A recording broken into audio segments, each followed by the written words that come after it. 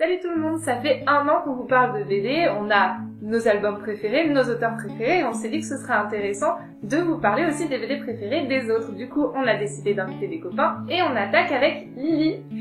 Salut Lily. Salut. Ça va bien? Oui. De quoi tu viens nous parler aujourd'hui? Du coup, aujourd'hui, je viens de parler de Pinocchio, de Winchless. On l'a pas avec nous, mais on vous montrera des images.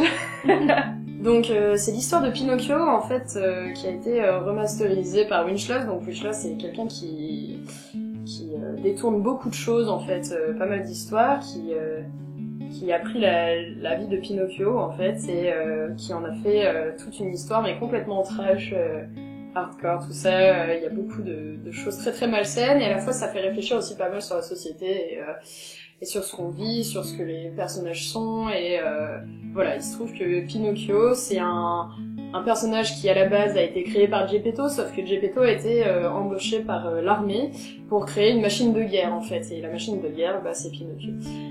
Voilà, donc dans la tête de Pinocchio, il y a le petit Jiminy Cricket, donc son criquet, et c'est le seul personnage de la BD qui va parler en fait, et Jiminy Cricket est un auteur déchu qui n'arrive pas à percer et qui est complètement alcoolique et drogué et qui n'arrive pas à se détrôner de la tête de Pinocchio, donc il va le suivre dans toutes ses aventures, évidemment. Voilà. Il traverse plusieurs histoires, plusieurs époques, dont plusieurs Disney, par exemple le passage avec la Blanche-Neige et 7 nains. Il se balade dans des Disney. Oui, en fait, dans des... C'est pas exactement des Disney, mais des personnages de Disney, en fait. Voilà, donc... Oui, par exemple, la Blanche-Neige et les 7 nains, Blanche-Neige, en fait, est capturée par... est prise en otage par des 7 nains, et les 7 nains abusent d'elle largement assez, et bon, bref, c'est une histoire.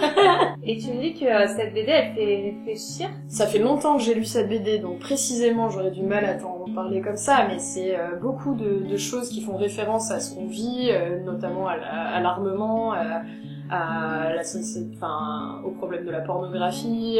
Il y a plein de choses en fait. Avant qu'on commence la vidéo, tu m'as montré 2-3 images de l'album. Qu'est-ce qui te plaît en fait dans l'aspect graphique de Pinocchio? L'aspect déjà sans bulle en fait, qui donne vraiment un accès à l'image qui est incroyable en fait. Donc le personnage principal il parle pas. Personne ne parle en fait, sauf Jiminy et quelques personnages au début, mais sinon personne ne parle. Il y a différents types d'images en fait. C'est les images qu'on croise tout le long de la BD et certaines plaques, comment on appelle ça? Des planches, merci. Des planches qui sont faites en aquarelle. Et elles interviennent un peu pour couronner chaque histoire et chaque partie d'histoire. Et c'est très très très beau. Voilà. T'as d'autres choses à me dire sur l'album? Disez-le. Est-ce que t'as d'autres BD à nous conseiller? Moi, je lis énormément de BD un peu dans ce genre-là, donc Doggy Bag.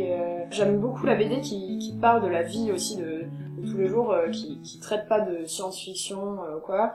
Donc c'est pour ça aussi que j'aime beaucoup Pinocchio, parce que ça fait pas mal écho à ce qu'on vit. Il y a une BD que j'ai énormément aimée, qui traite de la pédophilie, en fait, qui s'appelle Comment j'ai tué Pierre, et qui a été rédigée par la personne qui a été abusée sexuellement par Pierre. Donc voilà. Elle est troublante celle-là. Elle m'a bien remuée, ouais. Mais à la fois c'est bien aussi de lire des choses là-dessus, parce qu'on n'en parle pas beaucoup, on n'est pas très renseigné, et c'est un vrai témoignage en fait. Voilà. Et ça, pour moi, c'est vraiment incroyable de lire des choses sur des gens qui ont une vraie histoire, une vraie histoire, je sais pas comment dire, mais des gens qui ont quelque chose à raconter qui est fort, quoi. Donc voilà, dans le même genre de choses qui traitent de la vie de tous les jours. J'ai adoré Le bleu est une couleur chaude.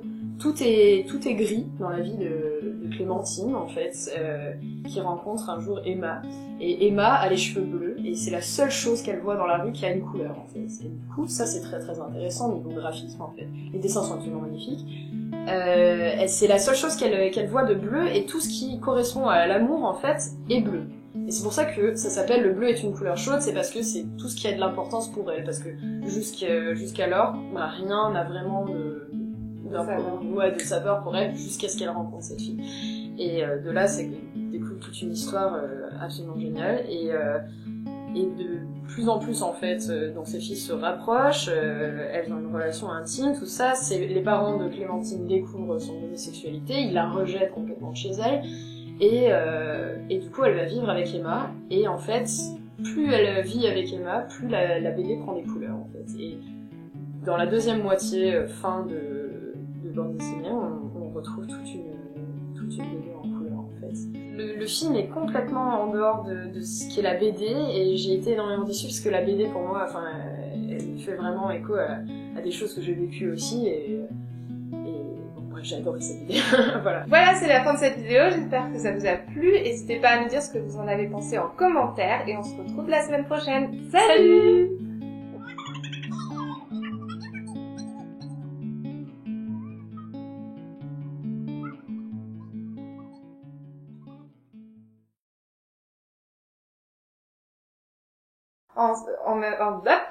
Est-ce que tu peux... Rock'n'roll.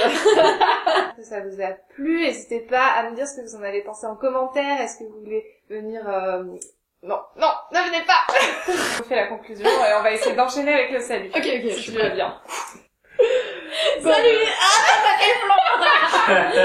Ok, je suis préparée. Voilà, c'est la fin de cette vidéo, j'espère que ça vous a plu. N'hésitez pas à nous dire ce que vous en avez pensé en commentaire, si vous voulez voir d'autres gens venir nous présenter leur BD préférée. Et on se retrouve la semaine prochaine. Salut. J'ai oublié.